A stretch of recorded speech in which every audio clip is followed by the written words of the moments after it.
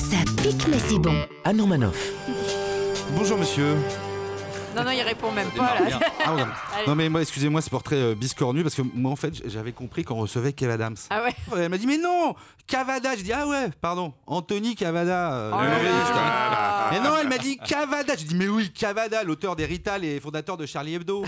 Elle m'a non dit plus. non, elle m'a dit Cavada. Et je dis ah ouais, d'accord, Jean-Marie Cavada quoi. Bah vous voyez. Celui qui pendant des années m'a instruit, intéressé, ému avec son émission La Marche du siècle. Comme l'a dit Anne, Jean-Marie Cavada, en lisant votre bio, je me suis dit que Cosette à côté de vous, c'était une Kardashian qui fait de la plongée sous-marine en monokini au Club Med.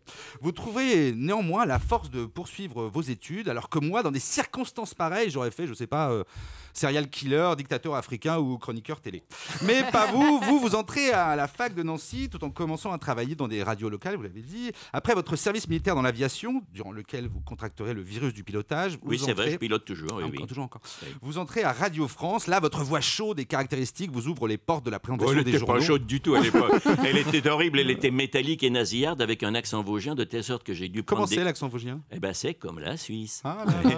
Vous intégrez au début des années 70 la deuxième chaîne, Antenne 2, et vous présentez la grand-messe du 20h. Suivront RTL, Europe numéro 1, la direction de France 3, la rédaction en chef de TF1. À cette époque, mis à part Picsou Magazine, Camping Car Hebdo et Télépuis de Dôme, vous avez bossé partout.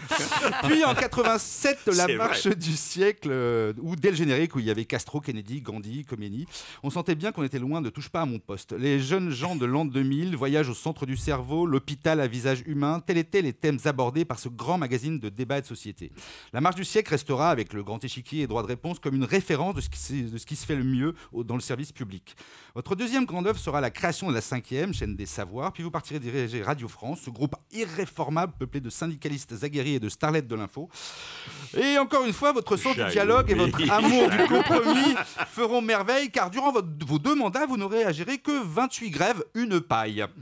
Votre deuxième vie commence par la politique et c'est vers le centre que vous vous tournez. Alors moi, comme je suis comme Anne, le centre, j'y comprends pas grand-chose.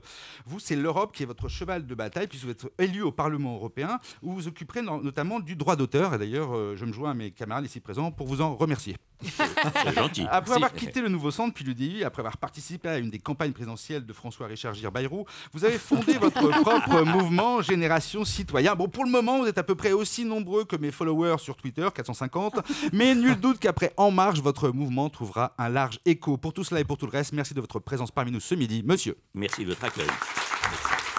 Europe 1, ça pique mais c'est bon.